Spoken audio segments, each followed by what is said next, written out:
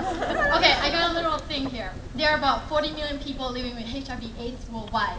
And as you know, the Global Fund is the most effective funding mechanism available to address the world health issues in more than 127 countries. As a prominent global leader in the fight against AIDS, what is your commitment towards Global Fund?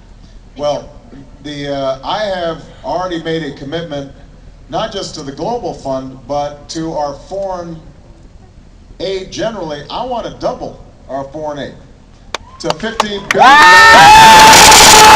Now, understand this. The reason I want to do it is not just because it's the right thing to do, but it's also important for our security. Because when you've got diseases in countries with no public health infrastructure, in a land where you can hop on a plane and be traveling from Africa to New York City in a matter of hours, those diseases, they don't know boundaries.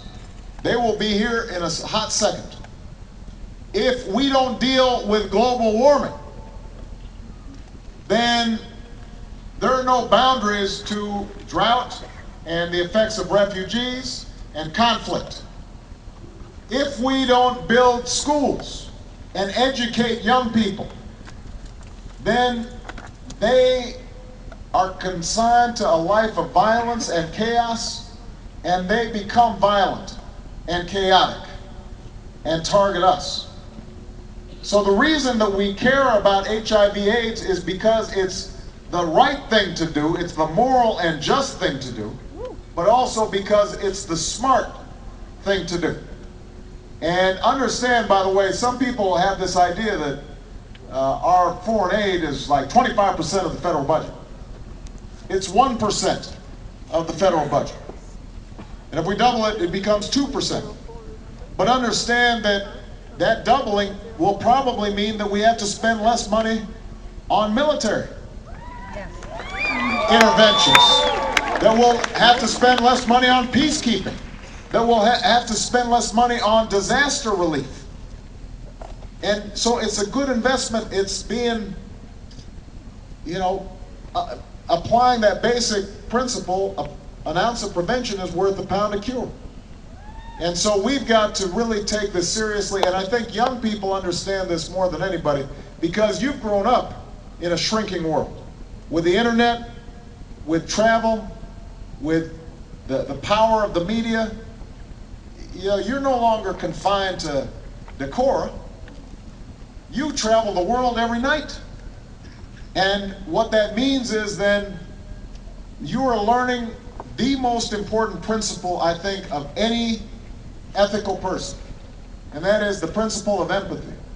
The principle that other people count and that you can stand in their shoes and see through their eyes. And that empathy doesn't know national boundaries. That if you are truly an empathetic person, then you can see beyond and see that child somewhere in Darfur who is struggling just to find something to eat that day. Or you can see across the border to Mexico and understand the desperation of a farmer who's been displaced from his lands and is trying to figure out how to feed his family. Or you can project into Russia to some human rights activist who is yearning for freedom of speech. That is what is going to empower you, when you can start connecting your lives to other people's. And that's what our government should be about, and that's what your president should be about. And let me just close by, I noticed that the young man who was kind of leading in chants, he told the story of my travels to South Carolina. I got to tell the story.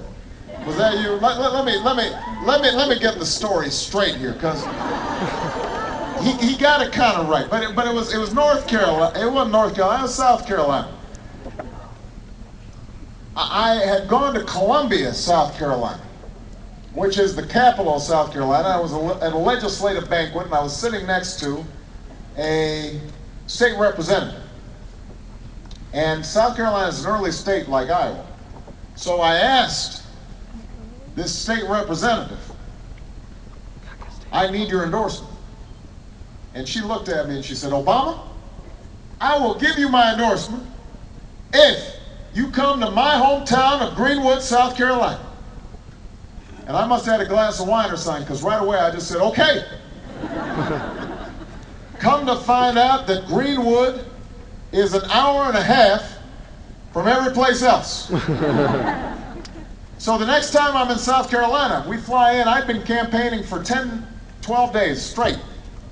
And we get in at about midnight, and I get to the hotel about 1 o'clock, and I'm exhausted, and I'm going into my hotel room, and my staff says, Senator, we need you in the car by 6 a.m. I said, what? He said, we need you in the car by 6 a.m. because we got to go to Greenwood, South Carolina. I said, oh yeah. So the next morning, I dragged myself out of bed. And I'm just beat. And I open up the drapes in the hotel room, and it's raining outside, pouring down rain. And I open up the newspaper. There's a bad story about me in the New York Times. Then I get downstairs, my umbrella blows open, and I get soaked. So now I'm sitting in the car, I'm wet, I'm mad, and I'm sleepy. And we start driving, and we drive, and we drive, and we drive. We keep driving. Finally, we get to Greenwood. But you don't know you're in Greenwood right away, because there are no tall buildings in Greenwood. There are fields, and there's a park, and it's like there's one building. We go inside the building. Now, I mean, there's more than one building in Greenwood. There was a building there, and when we go inside, and there are only 20 people there. After this long drive, 20 people in this room, and they're all kind of damp and sleepy. Like maybe they're not that happy to be there. But you know, I'm running for president. Every vote counts, so I'm shaking hands, saying hello to people. Suddenly I hear in the back of the room this voice, fired up! People, the other 20 people just like that, they say fired up. And then I hear the same voice say, ready to go! Ready to go! Just like that. And I don't know what's going on, so I look back, and there's this little woman. She's about 5'3", about 60 years old. She's got a little outfit, she's got a church hat on, and she's smiling at me. And she looks at me and she says, fired up! Fired up! Come to find out, she's a city councilwoman in Greenwood who is famous for her chant. And they call her the chant lady. And so for the next 5 minutes, she just keeps up with this chant. Fired up, ready to go, fired up, ready to go. And I don't know what to do. I can't talk to people right now. They're all chanting. So I'm looking at my staff. They shrug their shoulders. Here's the thing, though. After about a minute, I'm feeling kind of fired up. I'm feeling like I'm ready to go. Yes. So I join in the chant. And I start feeling better. And for the rest of the day, even after we left Greenwood, whenever I saw my staff, I said, are you fired up? They say, I'm fired up. They point to me and say, you ready to go? I say, I'm ready to go. And here's the lesson I took. That one voice changed a room. And if one voice can change a room, then it can change a city. If it can change a city, then it can change a state. If it can change a state, it can change a nation. If it can change a nation, then it can change a world. And everybody here has one voice.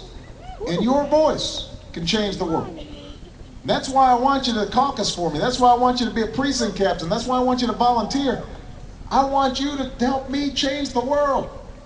So I want to find out, Luther, are you fired up? Ready to go?